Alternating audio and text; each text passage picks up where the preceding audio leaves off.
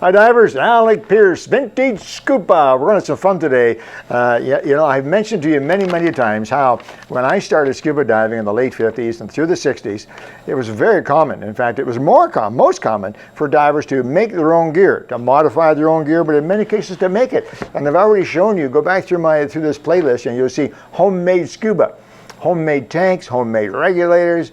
We had homemade masks. I, in fact, had one of the very first production masks. When I say production, I mean it was made by Charlie Vetter for the skin diving club in Los Angeles back in the late 50s. It was actually made from fire hose. Incredibly, you would guess it was made in a factory, but it wasn't. So homemade fins. I mean, really, who makes their own fins? But we had homemade fins, homemade snorkels were very common, all kinds of stuff, DPVs, diver toes, and so on. But I think I have mentioned in passing that it was also very common for divers to make their own wetsuit. That's right, yes. My first wetsuit, and there's a picture, I think Kevin may be able to find that picture of me standing in my wetsuit that I made thanks to Honest Archie from the Central Skindivers in Jamaica, New York. And very exciting, back in the late 50s.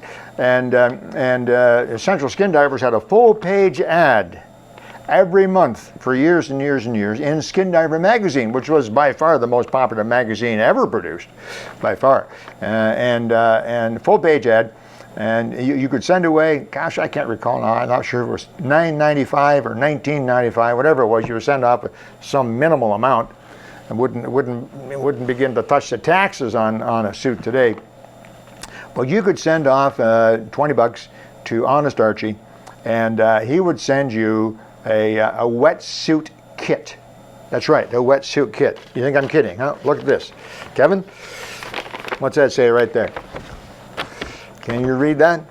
Well, okay, and you would get this. This is what you got for 20 bucks. You got a bunch of paper like this, and actually the paper wasn't like this. It was just one big sheet, one large sheet of paper, and with funny lines and instructions on it.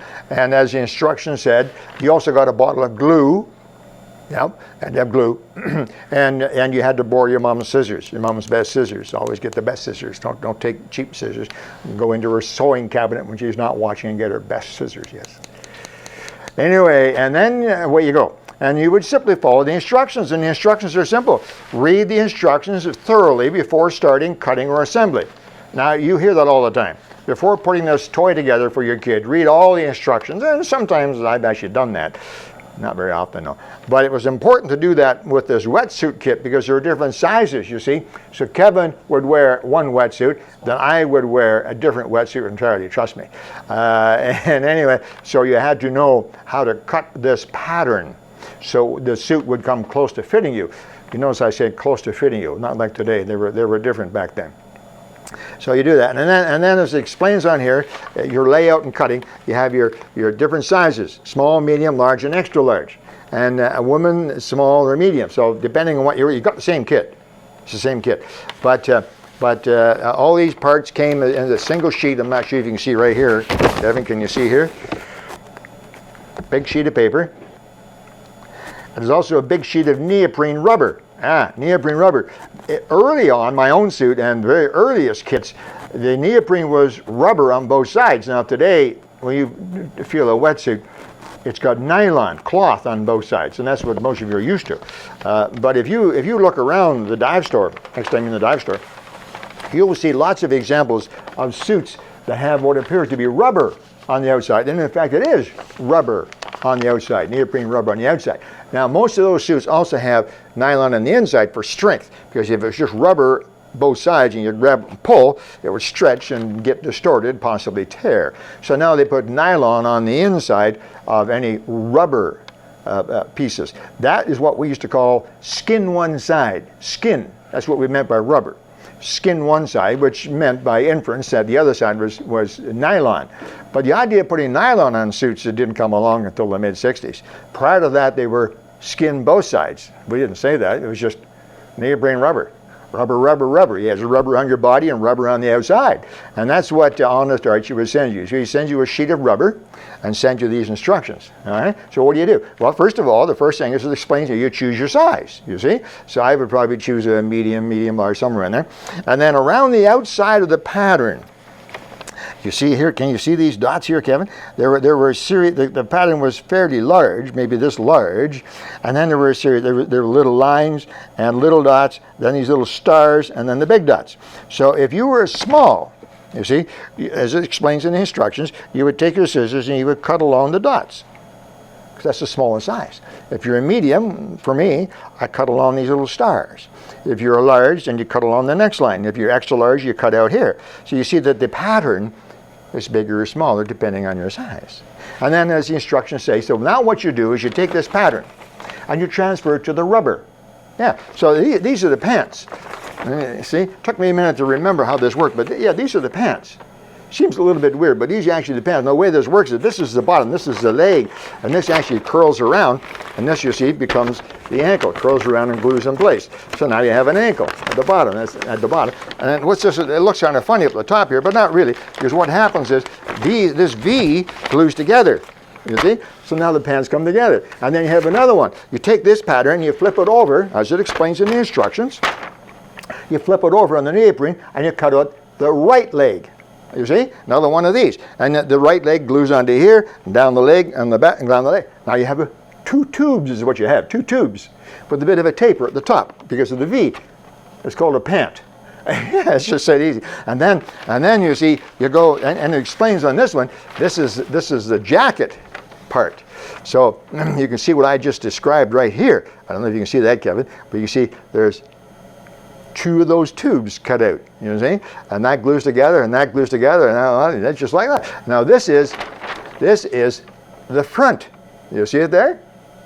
And there's also a back.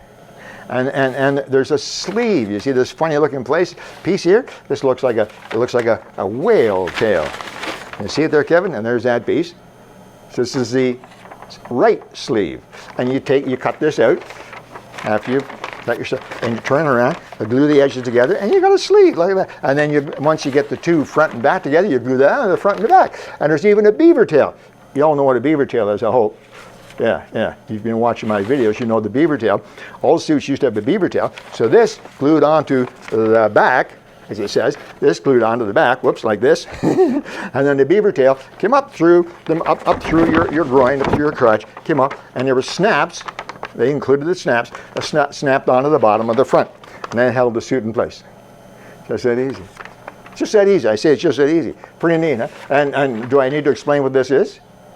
That's what a hood used to be like.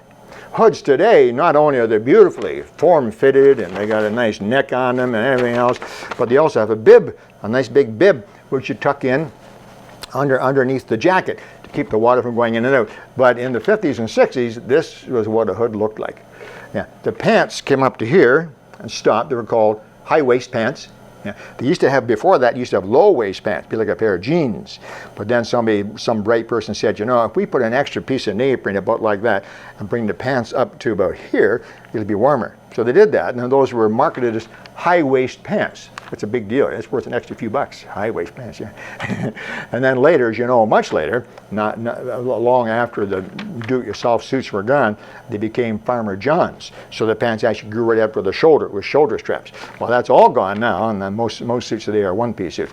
But anyway, that's what the hood used to look like. So you cut out two of these, turn over for opposite side. And it makes sense. So you cut two of these, and then it glues up the back and around to the front, and up the front little piece. And so you get these two flat pieces, open it up, pull it on your head.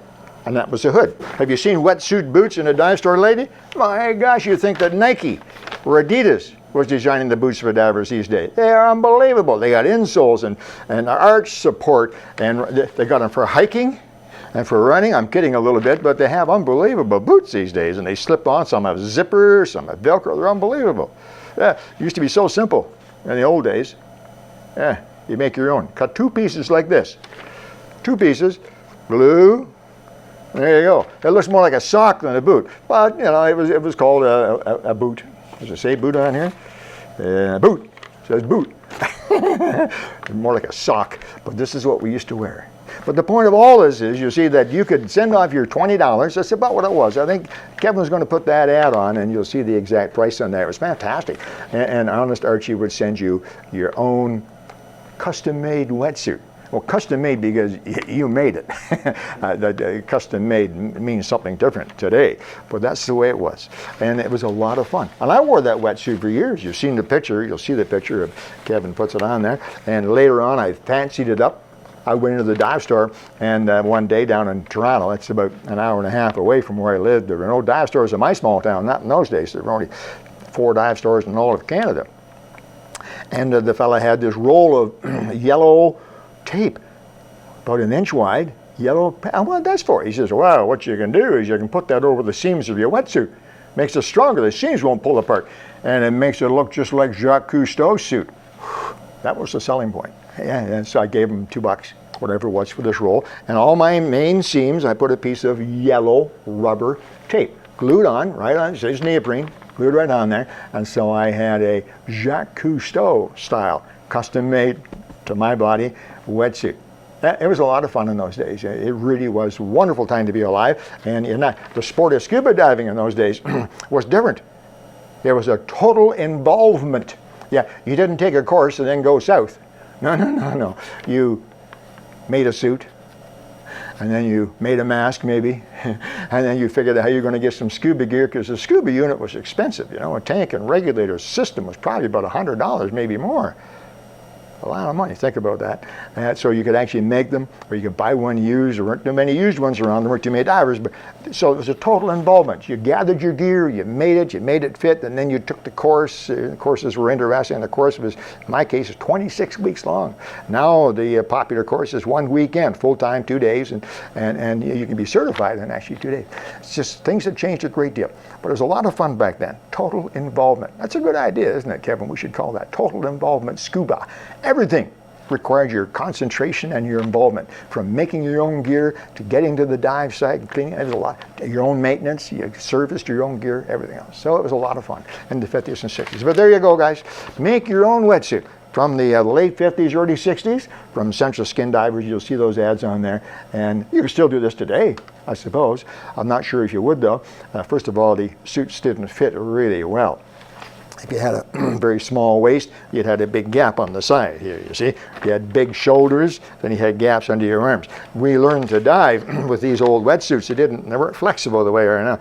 We learned to dive like this with our arms crossed in front of us. We didn't use our arms.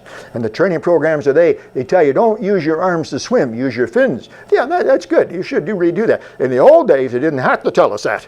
We kept our arms like this all the time to keep the water from flushing in and out. Anyway, it was a lot of fun. And there you all go. Vintage Scuba, how to make your own wetsuit. How we did it in the old days. I hope that was enjoyable. Keep those comments coming. I just love them. Talk to you again soon. Alec, Peirce, Vintage Scuba.